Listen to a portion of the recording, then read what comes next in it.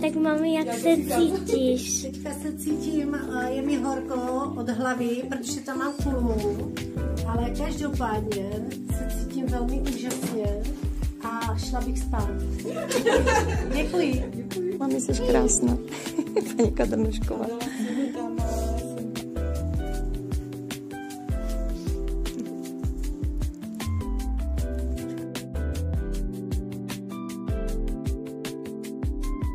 Tak, já se těším se na maminku, jak bude vypadat a těším se, jak budu dělat družičku a těším se na oslavu.